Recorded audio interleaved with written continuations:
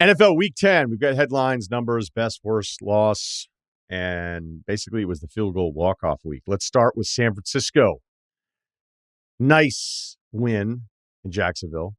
You could say that after everything they've gone through. 34-3, the final score, and Debo is back. San Francisco's numbers with Debo in the offense, 35.5 points per game. Without him, 17 points per game. You could see immediately him not even getting a touch, but being on the field, being in motion and scaring the defense, opening other things up for McCaffrey.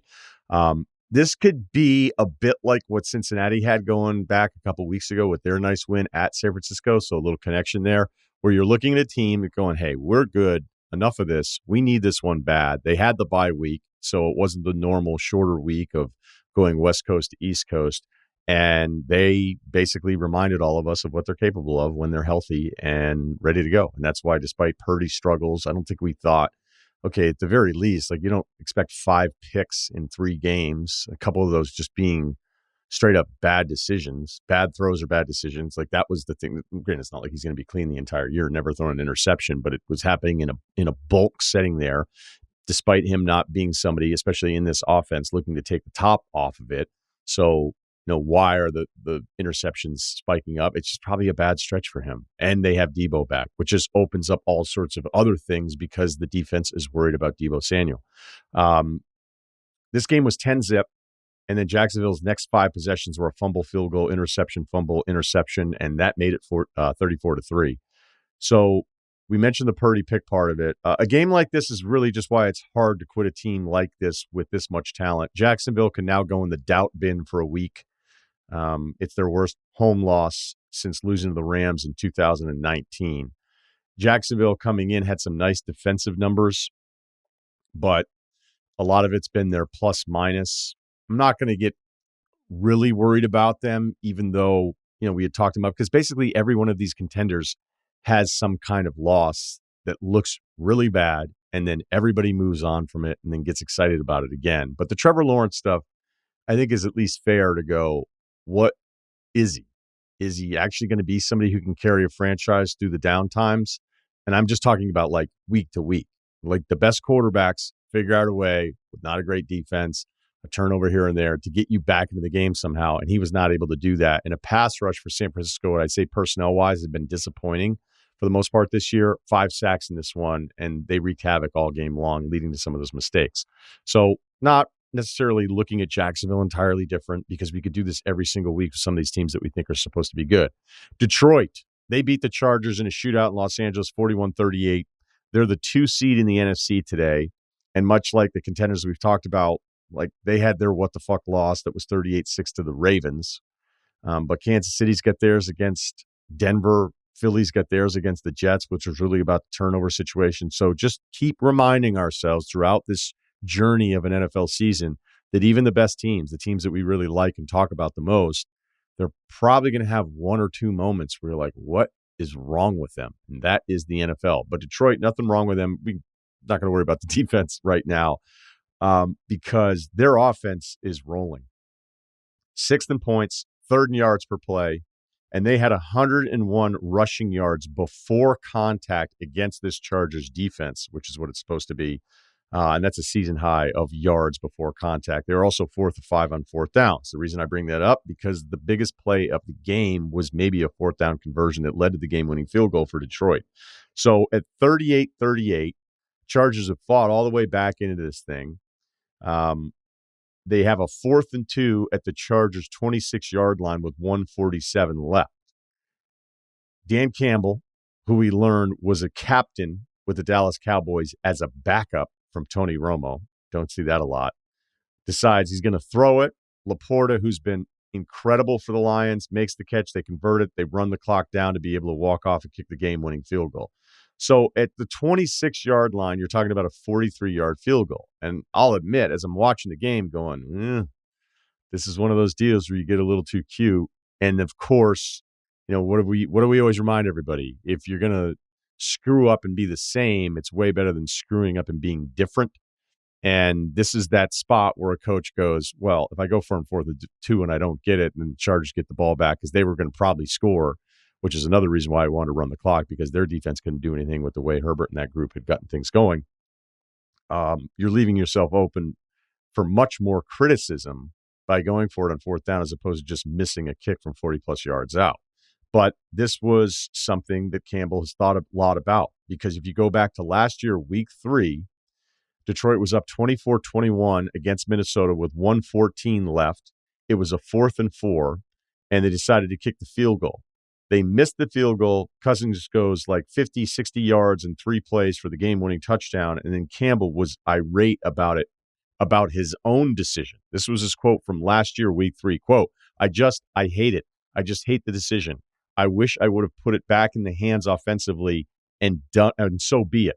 I just wish I would have done that. Well, he had the opportunity. It wasn't apples to apples because the score was a little different there, but that's what he's going to do. And it also probably speaks a little bit to how not scared he was of that Chargers defense be going ahead and doing it. All right, best win. There's a few options, but I'm going to go with Cleveland, 33-31 at Baltimore. The biggest reason why is because Cleveland needed something like this offensively, and because it's Baltimore, one of the best teams in the NFL. And it was one of those games where you're looking at the score and you're like, all right, well, I don't have to lock into that one. It's 17-3. It's 24-9. It's 31-17. And then all of a sudden, Cleveland gets a touchdown. It's 31-24, whatever, not a big deal. But then there's a pick six. They missed the extra point. And you're like, how is this a game at 31-30? Well, it's a game because Watson got things going finally for a long stretch in the second half. And it was ugly in the beginning. Second play of the game, he throws a pick six. And I'm like, this guy is so bad right now. Like, I can't believe he's this bad. And I know I say it every single week with him. He was 6 of 20 in the first half, but he went 14 of 14 in the second half, mixed in some runs that were huge. I think Patrick Queen was trying to decapitate him at one point there on that sideline play. And apparently the injury stuff from this game is that Watson has an ankle injury, and you could see numerous times him kind of rotating his right shoulder, trying to get it back to where he would feel good about it. But that 14 of 14 means something. It means something because it has been so bad. It's this sliver of hope for Browns fans of going, maybe, just maybe, this will work, as opposed to what so far has looked like the worst financial decision in NFL history. This is a Baltimore defense that was allowing the second fewest yards per game in the NFL behind number one, Cleveland. 262 is the average going in, so it's bumped up a bit because Cleveland was able to – it wasn't just the turnovers in this thing from Baltimore, which, again, not a huge deal. They had the bad game. You know, Lamar's not going to be perfect every single week, but 373 total yards against this defense is doing something. So, again, the lesson in this one, at least, is just anything, even if it's not real, anything to at least make yourself feel better that he could turn this around because it's been so bad. All right. Worst loss, is it Cincinnati? Because we felt like they got things rolling again. I don't think losing to Houston at home, walk-off field goal, is bad. Houston's 5-4. We'll get to Stroud here in a bit. But they were down 27-17, and that was the first of 2 interceptions for Burrow. Now, let me talk about quarterbacks here a bit. The reason I admire what Burrow does is he's wired to know, okay, we're down 2 scores. I need to press the issue here a little bit. There are too many quarterbacks, which is amazing even at the NFL level that you'll see this, where they're down 2 scores and they're playing like they're down 1 score. And if there's a quarterback that I doubt, I'm like, I'm not sure about this guy. I don't really like him. I don't think he's the long-term guy. He's probably going to get replaced within 2 years. And that's the way I watch it, right? I'll just watch and be like, is this guy really one of those guys? And, you know, right or wrong with whoever you're watching long-term. But specific to that moment, like, if I doubt you as a quarterback and you're acting and you're taking the 3 and 5 yard chunks and you're down 2 scores and the clock is an issue, then that confirms to me that I'm right about you, because you're confirming that you're not even that into yourself. And Burrow is wired in such a way that he's going to play to score in game situation. Now, the first pick, you start looking at the clock, you're like, all right, how many more possessions are you going to get? Kind of that 7-8 minute range. You're thinking probably 2, but they got the ball back under 13 minutes in the fourth quarter, and he throws his first pick. So I admire that he's going to press the issue. He's going to play the position the way it needs to be played based on what the game circumstances are. But that pick was on a first down. They get it wasn't a 3-and-out. They get a punt. Then he throws another pick at the Houston 14, and then that one was on first down. So that's the fair criticism on Burrow there. It's not just, hey, the guy threw 2 picks late. It's that you threw them despite pressing the issue, knowing you needed the 2 scores. you threw them on first downs. But Houston let you right back into it. They throw a pick, which was just a bad throw by Stroud. Didn't see the coverage underneath, didn't see the linebacker. And actually, no, that was a defensive back, Britt. And so they score a touchdown. They actually go 3 and out. Cincinnati's got a game-tying field goal, but yet Houston, and this is my favorite part of Stroud, favorite thing from the entire season, is that he's not going to be somebody who's going to like second-guess himself. He had to make some throws to move it 56 yards, and they have a game-winning field goal. So I really don't see that as a bad loss, but I just wanted to go over that again because Stroud, I don't know if he can win MVP. I don't know if Houston could have a quarterback. What if they don't even make the playoffs? Are the voters actually going to vote for him? Is he actually the most valuable considering what he's done and not a ton of weapons for him there? The offensive line is probably better than Carolina's offensive line, and I don't think Bryce Young is in any MVP conversations. But the fact that any of this is happening and it's not met with an eye roll is just a credit to what he's done as they pull another one off with a last drive there. All right. Worst loss then, because I'm not going to say that it's Cincy to Houston. I'm just not. Does anyone even care about New England anymore? I don't even think they do. That one was the early game. They're now 2-8, and I mentioned this last week, where if you look at how the spreads are almost set with this idea that maybe New England is going to get back into it or turn things around, that they can't be this bad. They should have probably won that game outright. Mac had an awful, awful pick again. I know that sounds familiar, but they're 2-8 against the spread. Let's finish with a number you should know and an award. Here's a number for you. This is Mike Sando, Pick Six column, The Athletic. We love him. We love having him on. Pittsburgh is now 6-3. They beat Green Bay. Not a great day for Jordan Love. Pittsburgh has been outgained in every game this season. They're the only team with a winning record this late in the season while being outgained in every game in NFL history. And I swear when I watch the Steelers, I'm like, they're home again? Like, do they start with 8 straight at home? No, that's not true. But they've played 6 of 9 at home. We keep waiting for the dam to break, but they keep winning. Award time. I was trying to figure out something that made it seem like Arizona was trying to do 2 things at once, but I didn't really like the award titles that I was coming up with here because Kyler Murray was back out there. They get the win against Atlanta. He had some really impressive moments. I'm also scared to death he's going to get hurt every single time he drops back or runs around.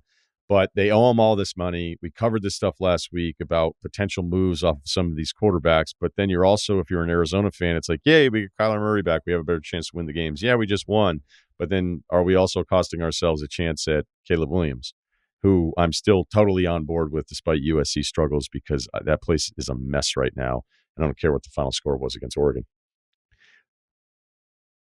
But if Jonathan Gannon is interviewing for the head coaching gig, and he's done a really good job, at least this team's fighting and responding in spots we didn't expect, part of him selling himself to this organization is that he can fix Kyler Murray. So is Kyler Murray playing because they're like, look, we're not moving him because Gannon said he could fix him and because we owe him all this cash. We don't want to pay him cash to play quarterback somewhere else. But they also could be doing it to raise his trade value, which would be weird if it worked because it's like, cool, he's worth more in a trade, and now we can't really pick one of the other quarterbacks. I think the simplest thing to do whenever you're thinking these things is go, hey, guess what? They actually don't want to tank. Most of these NFL teams, if not all of them, don't want to tank. And maybe by week 12 or 13, we'll see some weird stuff. But whenever we're like, oh, my God, the Bears winning actually didn't mean anything because they have Carolina's pick. But you get my point here. Those of us on the outside are way too accepting of NFL teams purposely losing when in reality, I think Arizona's probably like, we get Kyler back. Let's see what he looks like. We got Gannon here. It's going to be awesome. And that's the long-term plan. And we're not going to try to tailor the end of the season and having Kyler sit while he's healthy, which does nothing for his trade value. Or they just want to keep him because Gannon said he could fix him. So instead, I'm going to call it the Confession Award. And that goes to Danny Canell, who played pro football, but the topic is actually about college football, but I just couldn't help myself. I had to get it in there. So Canell, this past week, in light of all the Michigan news of the Big Ten suspending Harbaugh in the Penn State game, we'll get to our college football top 12 a little bit later, Canell said, quote, you really have to credit the SEC for the way they covered up their cheating and just kept it all in-house. For 30 years, none of this publicly slinging accusations helped them build the conference into the dominant force they are today. So Canell just admitted the SEC's dominant, something he's been arguing against for over a decade. Huge compliment from our guy DK.